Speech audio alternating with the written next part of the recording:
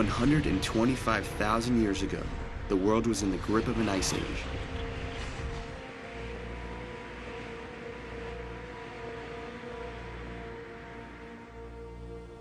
North Africa, once grassland, became a vast desert. And struggling to cope with these changing conditions were the humans who lived there. These people were hunter-gatherers. As Africa dried up, they had to travel farther to find food and drinking water. About 80,000 years ago, according to one theory, many of them left Africa entirely.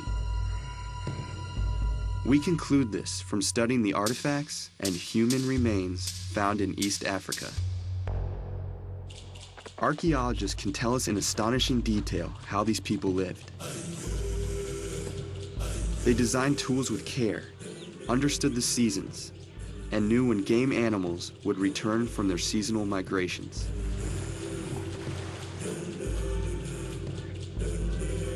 The decision to leave Africa may have been influenced by looking across the Red Sea, where ample rain had watered the inviting green hills of modern-day Yemen.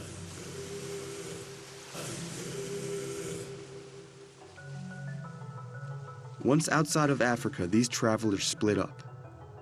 Some going north and west, some going east and south. They went their separate ways, never to meet again. Some would head for the Middle East and Europe.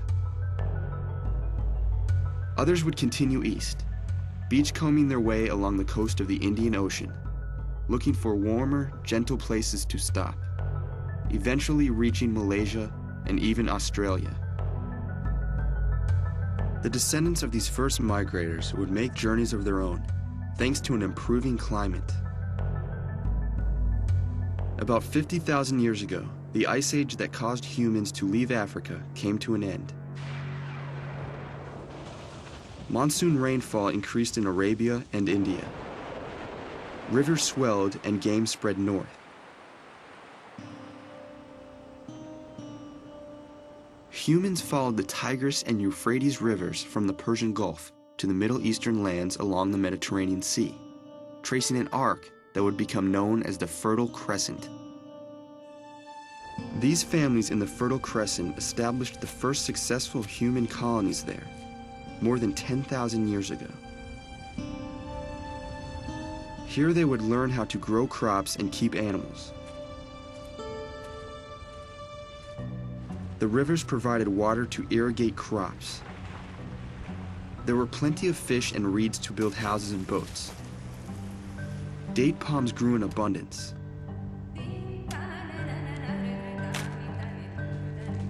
Later, the descendants of these first families would build stone structures that would become the cities of Mesopotamia in modern Iraq. The first steps had been taken to the great civilizations that would invent writing, develop warfare, and build empires.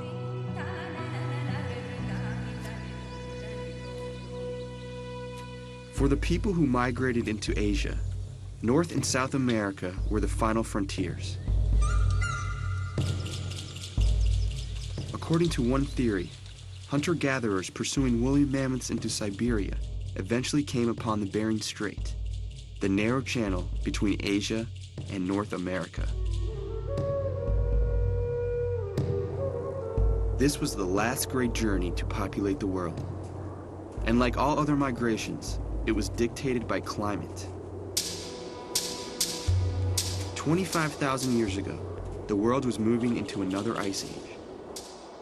The seas began to recede, and out of the Bering Strait emerged a land bridge connecting the two continents. This allowed groups to migrate to North and South America.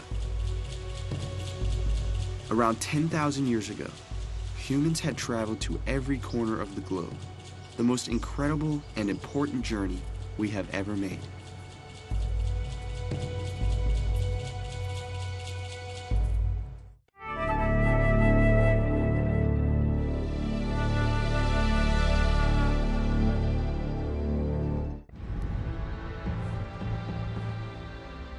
Prehistoric people had no cities, central governments, or systems of writing.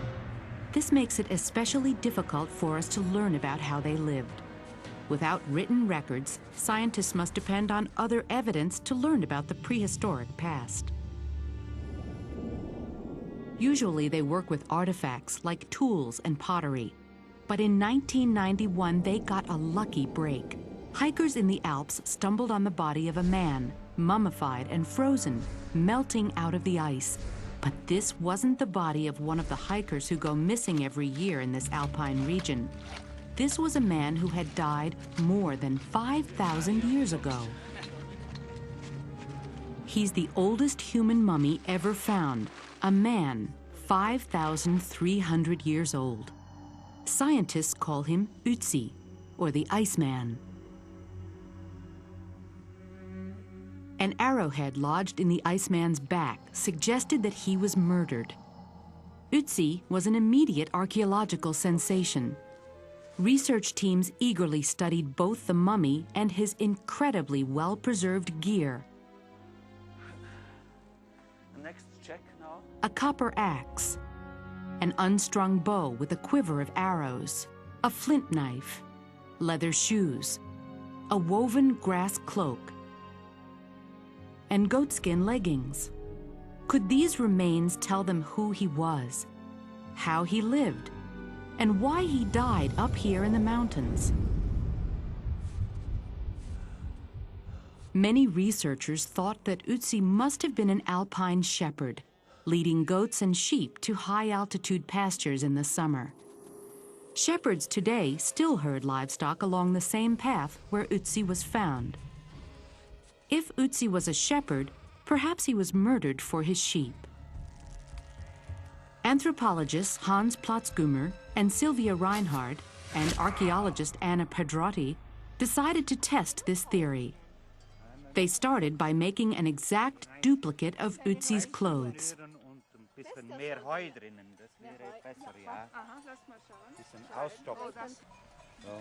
When they were done, Hans donned the outfit. He would find out firsthand whether it could have held up to the tough life of an alpine shepherd.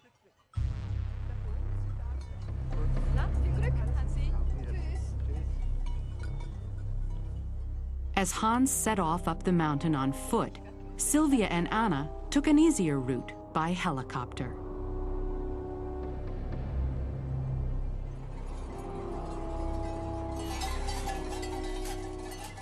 For Hans, it was a grueling 4,000-foot climb to duplicate the Iceman's journey. From the mountaintop, Sylvia and Anna could see that Hans was having trouble. Modern-day shepherds use shovels to help them climb. Hans resorted to using the Iceman's axe.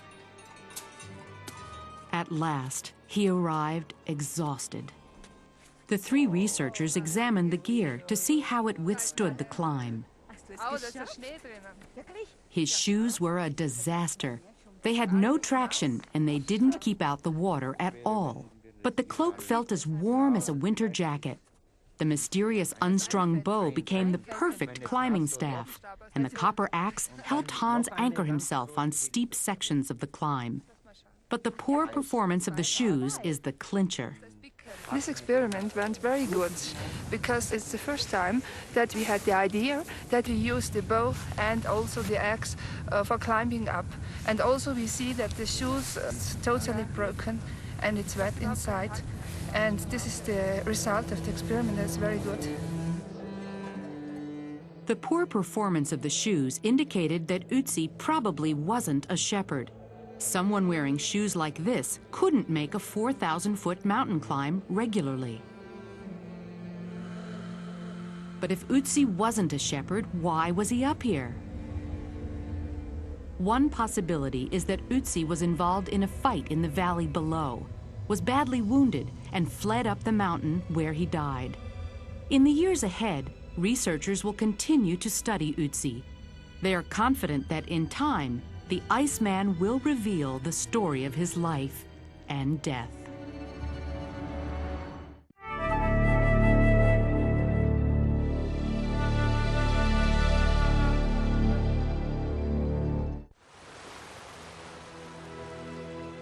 The Nile is the longest river in the world, flowing more than 4,000 miles through Africa to the Mediterranean Sea. Every summer, the Nile floods because of heavy rainfall in Central Africa. When the floods recede, they leave behind silt, a layer of rich topsoil that transforms the otherwise barren desert into fertile farmland. It was along this river, and because of it, that Egyptian civilization rose and flourished some 5,000 years ago. The Nile was Egypt's most precious resource, but Egyptians had to cooperate to make it work for them. They built complex networks of irrigation ditches to channel the Nile's life-giving waters to their fields. Their need to work together was an important motivator for Egyptians to unite under a single government.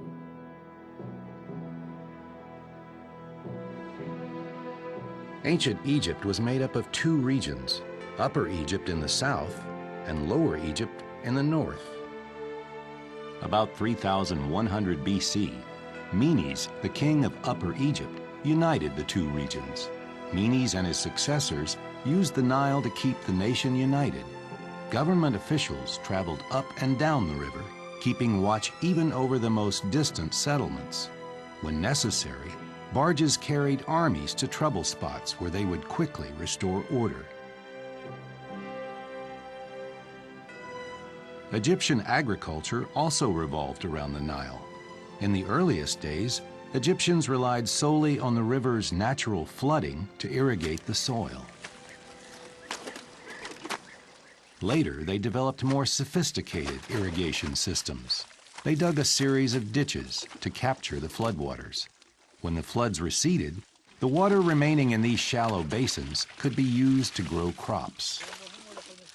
Another important advance was the development of the shadoof, a mechanical irrigation device that made it easier for farmers to bring water from the river to their fields. With a bucket at one end and a weight at the other, the shadoof works like a seesaw. The bucket is lowered into the Nile. Then the counterweight helps the farmer raise the bucket, which can then be poured into irrigation canals to water the fields. The invention of the shadoof led to a dramatic increase in irrigated land. With these methods, the Egyptians grew a variety of crops. Grain, used to make bread and beer, was the main staple. Other food crops included onions, grapes, dates, figs, and pomegranates. Flax was grown to make clothing. Papyrus, a riverbank reed that can grow 15 feet tall, served several important uses. Egyptians made a paper-like material by beating papyrus into flat strips and binding them together.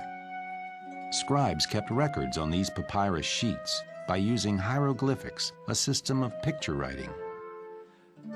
Papyrus was also used to make various kinds of boats, including sailboats and barges. The Nile was Egypt's chief means of transport. Except between close villages, there were no roads. Virtually everything moved by boat. A steady flow of trade goods moved up and down the river. Gold, agricultural produce, animal hides, and other products from sub-Saharan Africa increased the pharaoh's wealth. The wealth that the Nile generated allowed the pharaohs to erect great buildings and monuments. The pyramids of Giza are the largest stone structures ever built. At one time, historians believed that the Egyptians used only slave labor to build the pyramids. But today, they think that some of the laborers were off-season farmers. The Nile's annual floods made farmers eager to earn money during the 3 months that their fields were underwater. And bakers, carpenters, and water carriers helped support the large crews of builders. They built the pyramids using limestone and other materials found along the Nile. The history of ancient Egypt is tied to the Nile. For 5,000 years, the statues of the pharaohs have stood guard over Egypt. They are enduring monuments to the river and the civilization it helped create.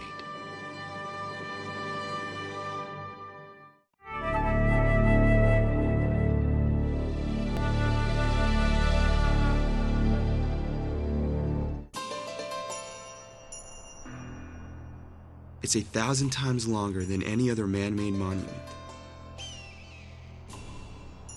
Started in 221 BC, it was still being built when Columbus sailed to America in 1492, and millions died making it. When it was complete, it was the most elaborate national defense system ever. China's Great Wall is more than just one wall. There are actually many pieces, built and rebuilt by different rulers over the course of 2,000 years. In fact, if you line up all the walls that we know about, it comes to a total of 35,000 miles, almost enough to stretch around the planet twice.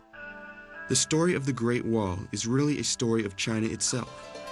Powerful emperors, rival dynasties, and terrifying enemies. It all began with China's first emperor, Shi Huangdi.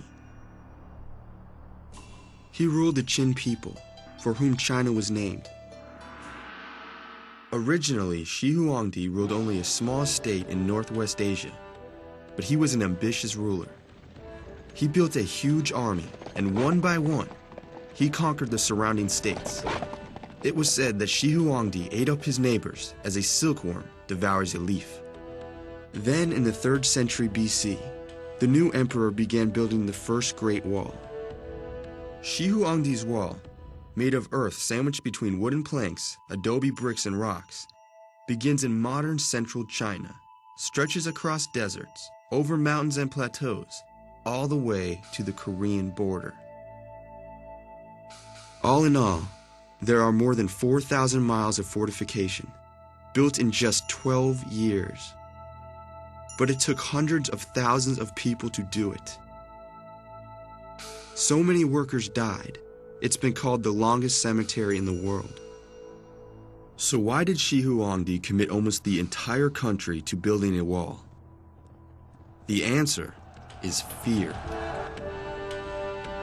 To the north of China were nomads, tribes of people with no permanent home.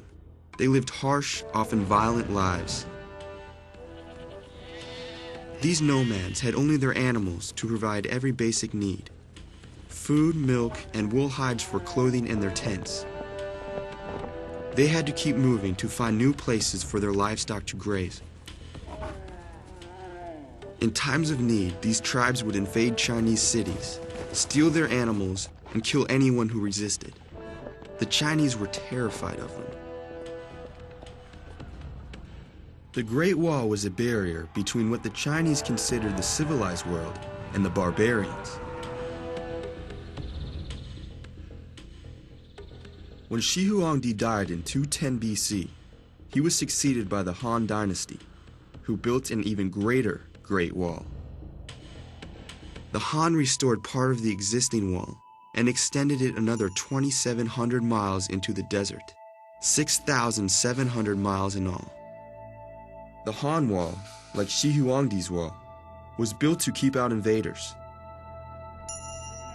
But it also protected travelers along the famed Silk Road, an ancient trading route that linked China with Persia, India, and the Roman Empire. Caravans of silk, furs, pottery, and plants left China on this road and returned with gold, ivory, and precious stones. Ideas and inventions were also traded between East and West. From China came paper and gunpowder. From the West came religion, early forms of Christianity as well as Buddhism, the dominant religion in China today. But the Silk Road ultimately took Chinese traders toward the dreaded Taklamakan Desert. Local people used to say of this desert, "Go in and you will not come out." Chinese soldiers were assigned to guard the wall near the desert, to provide additional protection to travelers. 2,000-year-old letters have been found out here, written by soldiers who died protecting the Silk Road. The moon is shining through a sea of clouds. When we are on guard, all we can see is this desolate landscape, devoid of any sign of life. The memory of our home becomes so painful, our exile seems as though it will never end. The Silk Road made the Han Dynasty and China rich and powerful. China enjoyed years of peace and prosperity.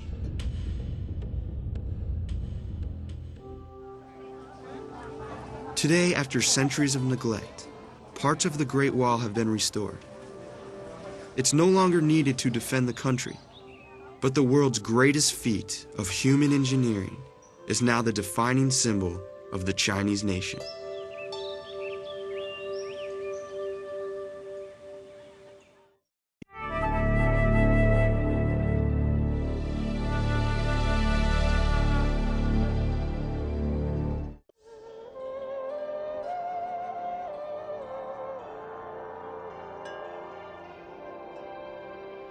In 206 BC, another dynasty emerged in China, a dynasty so powerful that it would build a wall greater than even that of Emperor Qin, the Han Dynasty.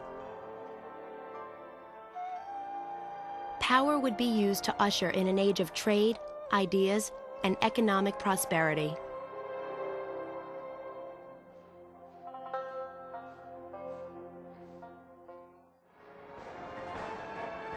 The Han Dynasty of China lasted from 206 BC to AD 220. In this time, China became a powerful country due to a policy of expansionism and trade. How did the Han expand their lands and increase trade? Chinese emperors used warriors on horseback to help them win their battles. This, in turn, helped them increase the amount of land they ruled.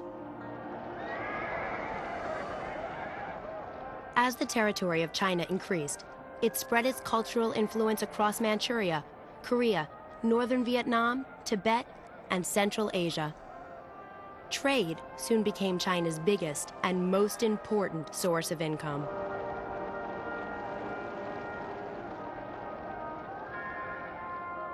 Trade was so important that the Great Wall was extended by the powerful Han Dynasty to protect settlers and traders from the Huns, China's nomadic enemies.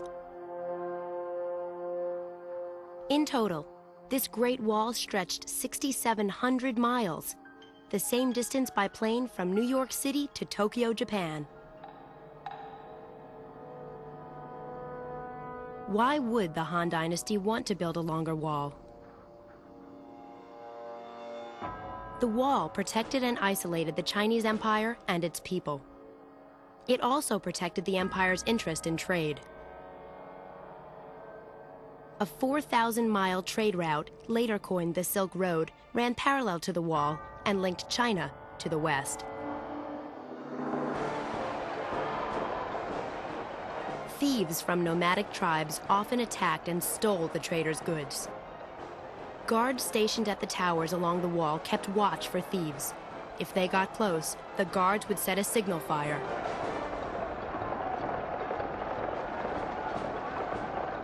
Smoke meant danger to the traders on the Silk Road. They could see the fires which burnt for 24 hours for 700 miles.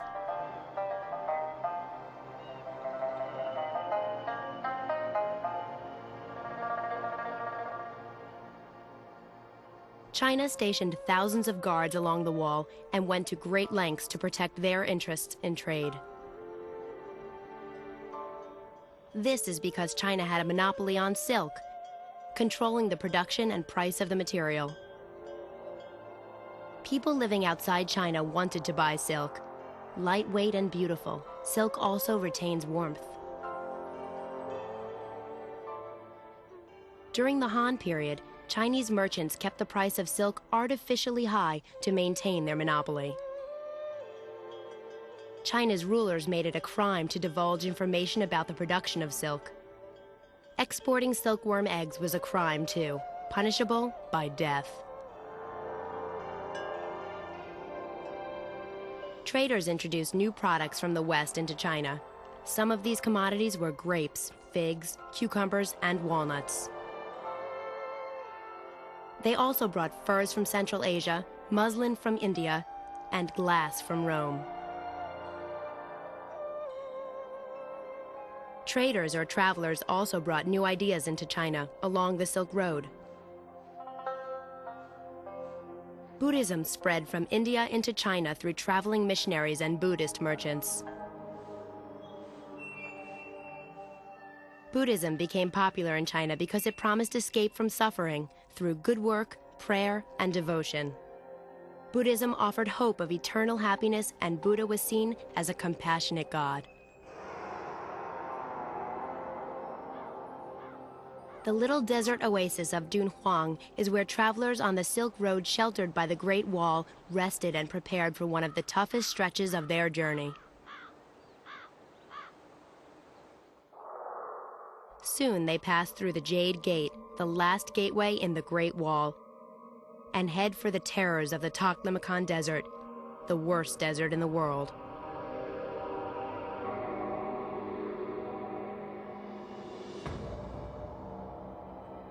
To help ensure their safe journey, travelers paid local artists to paint Buddhist shrines in the cliffs around Dunhuang.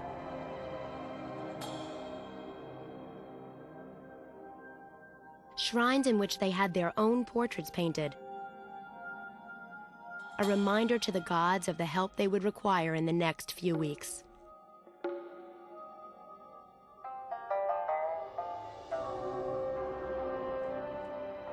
So when they left the sheltering walls of Dunhuang, heading for the desert that local people referred to as "go in and you will not come out," they knew they had a little extra spiritual protection on their side.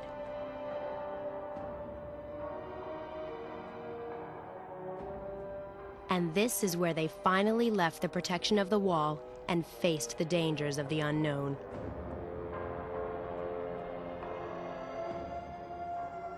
The Great Wall was the start of a wonderful chain reaction for the Han Dynasty. The wall protected the caravans of the Silk Road. The caravans increased and prospered, and the Han grew wealthy and extended their territories to the north and west of the Great Wall itself.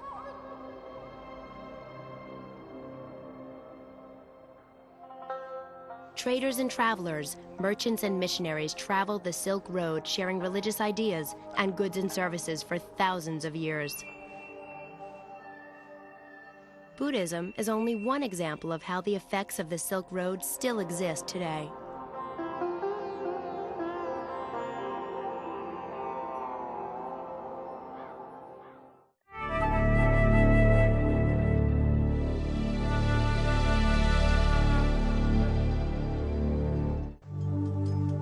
Deep underground lies the resting place of China's first historical dynasty, the Shang. More than 3,000 years after the Shang ruled China, archaeologists and historians are still discovering the secrets and legends of this ancient civilization. Around 1650 BC, the Shang, a Chinese people, gained control of an area in northern China. From there, leaders established the Shang civilization as a collection of city-states, which laid the foundation for 600 years of Shang rule. Until the end of the 19th century, there was no evidence that the Shang even existed. They lived only in myth and legend. But after a chance discovery in 1899, the Shang began to emerge from the shadows. In Peking, a scholar named Wang Nuzhong lay ill. Beside his bed were animal bones that were traditionally ground up and used as medicine. His friend, Yu Tiyong, noticed strange markings on the bone's surface.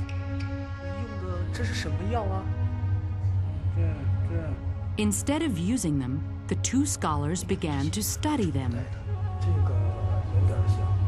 They had discovered the earliest form of writing ever recorded. After visiting local pharmacies, they found out that the bones had come from a site at a town now called Anyang. Archaeologists began digging at Anyang in 1928 and are still digging today.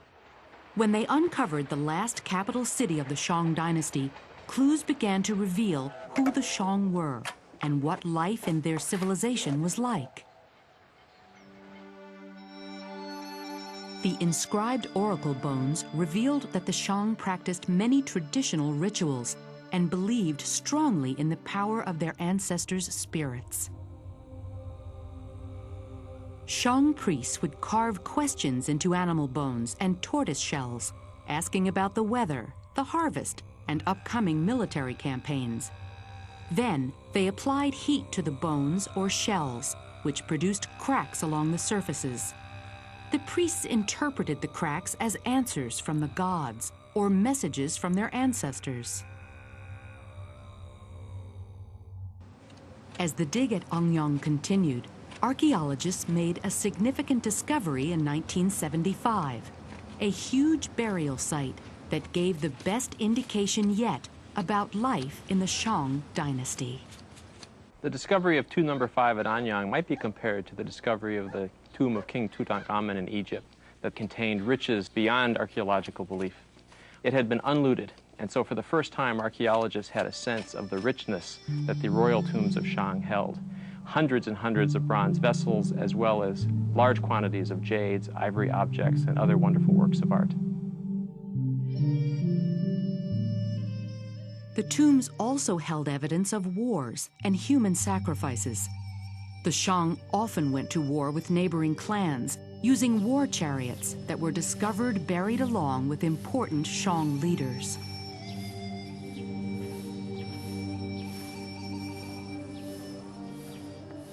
Human remains found with the chariots revealed that the Shang sacrificed hundreds of people when a king died.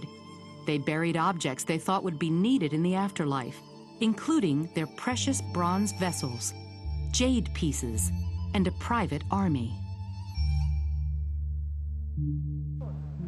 Today, archaeologists continue their attempts to unravel the mysteries of the Shang. They are looking for the very first capital city, called Great City Shang, in the hope of discovering more about their origins and the ancestors they honored. As we find the city and excavate the city, we're hoping that we'll be able to find the ancestral temples and maybe ancestral tablets that would help clarify where Shang came from and the genealogy of Shang and how this great Bronze Age civilization in North China developed and laid the foundation for a lot of the features in Chinese civilization that we see. While the search continues for the Shang dynasty's beginning, the story of its end can be found in the records and oracle bones that have been discovered. These bones reveal that rival clans were threatening to overthrow the Shang. The Shang fell in 1027 BC, never to rise again. But the quest to learn more about them and their origin continues.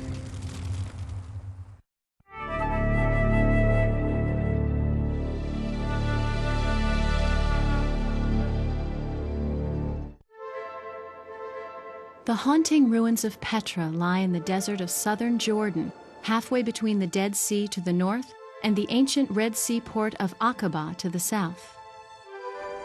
The city is enclosed by sandstone cliffs, and as soon as you enter, you see what makes Petra unique: hundreds of elaborate monuments carved right out of the rose-red canyon walls. These remarkable sculptures are haunted by legend. Petra's most intricately carved tomb, the Khazne, or Pharaoh's treasury, features a great urn that supposedly contained an Egyptian pharaoh's gold. The urn bears the scars of bullets fired by treasure seekers in the vain hope that the gold would come tumbling down.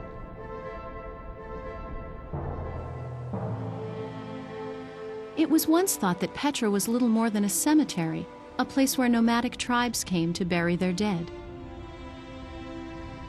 But now archaeologists have unearthed evidence that this was a lively city. This temple was part of a sacred complex as big as a football field located next to Petra's main street. Stores lined the main street, along with several other imposing temples and a huge amphitheater.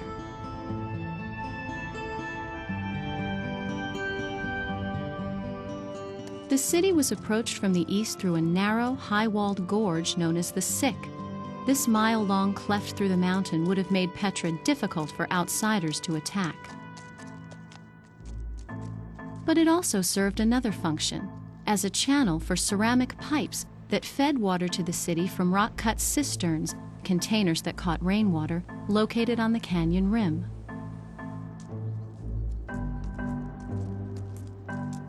It was an impressive plumbing system that provided running water to a population that may have reached 30,000 people. But the question remains, who would have chosen to live in this desolate valley? The answer lies in the magnificent rock-cut tombs that now define the city. The tombs are inscribed in the language of an ancient Arab tribe called the Nabateans. The one thing archaeologists can agree on is that Nabateans built Petra sometime during the 4th century BC. At Petra, the Nabateans cornered the market in one of the most valuable commodities in the ancient world, frankincense, the pungent, sweet-smelling gum of this tree, which flourishes in remote foothills of present-day Oman and Saudi Arabia. The burning incense was believed to prevent infection, promote health, and bring joy to the gods. Petra was in a perfect position to control the spice trade. Camel trains began at ports in the southern Arabian Peninsula and trekked across the desert through Petra, heading for Mediterranean outlets at Alexandria and Antioch. In a few generations, an arid gorge became a thriving metropolis, an international crossroads of commerce, architecture, and religion. Like most of the Middle East, Petra was eventually absorbed into the Roman Empire in AD 106. As trade routes changed, the city declined in importance, and ultimately it was devastated by earthquakes.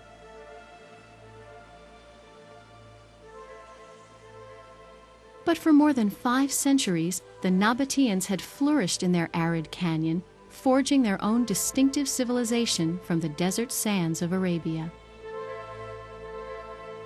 Their legacy, these haunting ruins, has inspired countless visitors to the place one scholar called the Rose-Red City, half as old as time.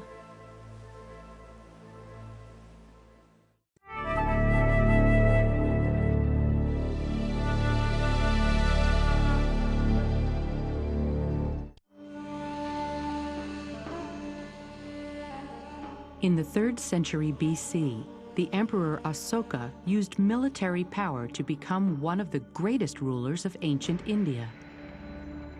For nearly 40 years, he ruled the vast Mauryan Empire. Through war and conquest, he brought nearly all of India under a single ruler for the first time. Asoka made the capital city of Pataliputra, now known as Patna, the nucleus of his empire. Under Asoka, India prospered, art flourished, and the culture of the Mauryan Empire ushered in the first great flowering of Indian civilization.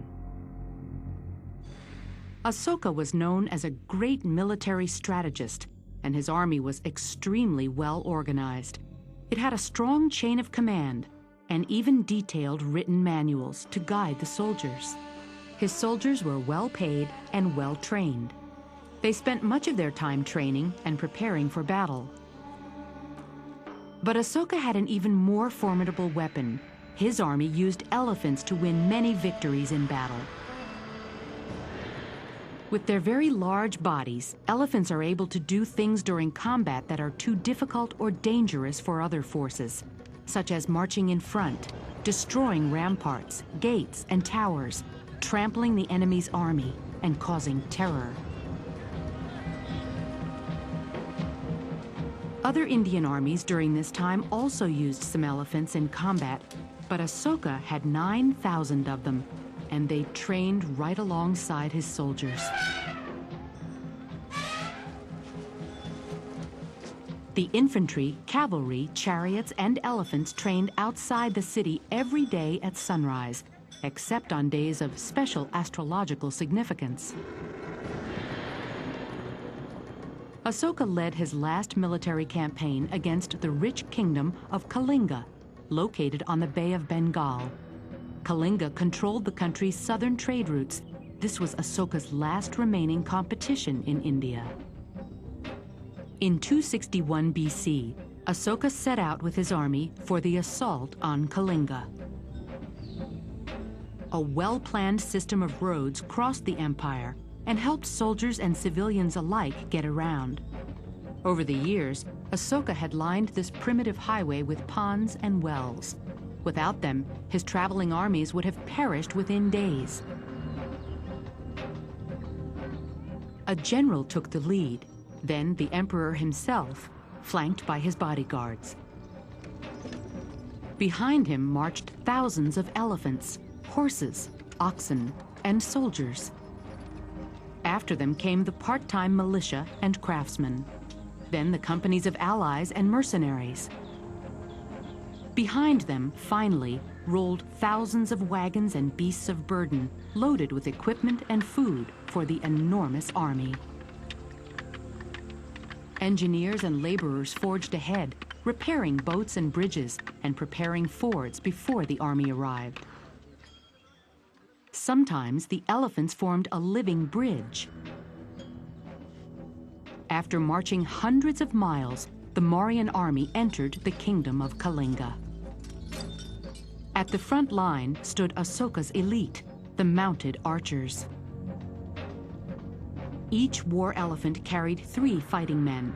2 shot from the side and 1 from behind. A 4th man guided the animal. Against so many war elephants, the Kalingans were outmatched. Some got tossed in the air, others crushed underfoot. The rest panicked and ran. With its army beaten, Kalinga soon surrendered.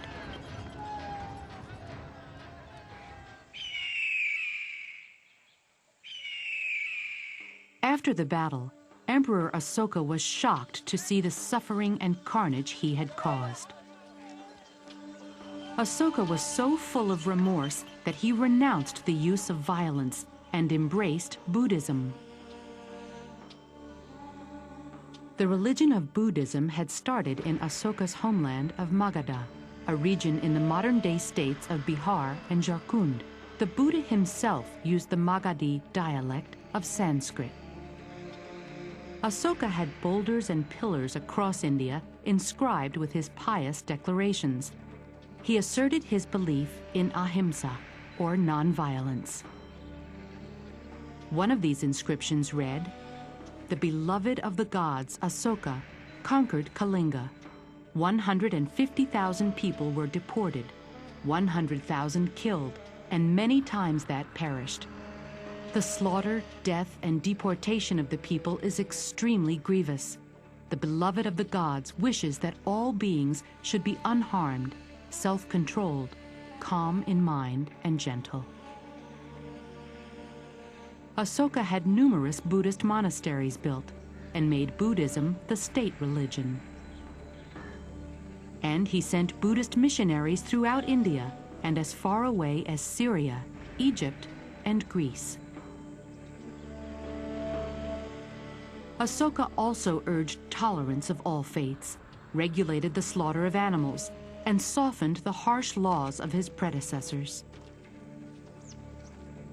When he died around 232 BC, his empire collapsed into chaotic fighting between rivals.